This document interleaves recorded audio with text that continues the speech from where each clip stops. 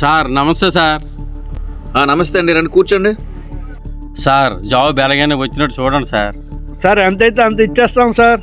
మన final list అయిపోయినట్లు ఉంది. అయిపోయింది సార్. అవును వే, బాగా చదువుకోవాల్సింది కదా. అలా అయితే రికమెండేషన్లు డబ్బులు కట్టే అవసరం లేదు కదా. సార్ చదువుకొని కోచింగ్కి వెళ్ళి 3 లక్షలు తగలబెట్టిన బదులు ఆ 3 లక్షలు ఇస్తే ఉద్యోగం వస్తుంది కదా సార్. బాగుంది. సరే, ఓ 3 లక్షల క్యాష్ మీరు పే చేసేయండి, ఉద్యోగం ఇచ్చేద్దాం. ఆర్డర్ ఇచ్చేస్తాను ఇప్పుడే. కానీ ఒక చిన్న పాయింట్ ఏంటంటే, రియల్గా ఒక ఆయన జాబ్ కొట్టాడు. ఆయన జాబే ఇది. మరి ఆయన గురించి ఆలోచిస్తున్నాం, ఏం చేయాలా, ఆయన ఏం చేయాలని. సార్ ఎలాగో ఒకలా మేనేజ్ చేయండి. ఓకే, దానికి ఒక ప్లాన్ ఉంది. డన్, ఆ డబ్బులు ఇచ్చేయండి. ఇదిగోండి సార్. ఇది మీ ఆర్డర్ కాపీ. జాబు మీరు రేపే జాయిన్ అయిపోవచ్చు. Thank you all the best అండి. ఒక్క నిమిషం సురేష్, సార్ ఈ జాబు ఈందే.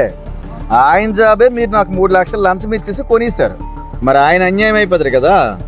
ఎక్కడ నుండి ఆయన మీతోనే ఉంటాడు. ఆయన ఇంటికి తీసుకెళ్ళి మీరు కొంచెం బాగా చూసుకోవాలి.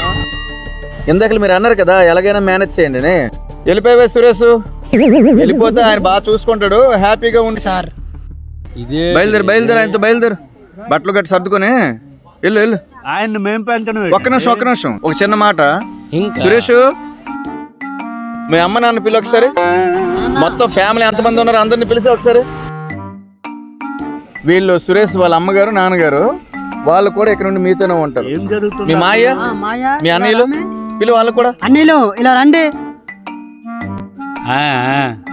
అయ్యా, సురేష్ వాళ్ళ అన్నయ్యలు వాళ్ళ మాయ గారు రండి.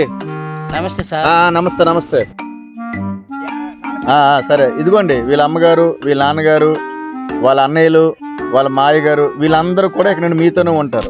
ఓకేనా? వీళ్ళందరూ సురేష్ ఉద్యోగం మీద ఆధారపడి బతకాల్సిన వాళ్ళే. వాళ్ళందరూ వెయిట్ చేస్తున్నారు. మరి ఆ ఉద్యోగాన్ని మీరు కొనేశారు కనుక వాళ్ళను కూడా పెంచాల్సిన బాధ్యత మీదే. సరేనా?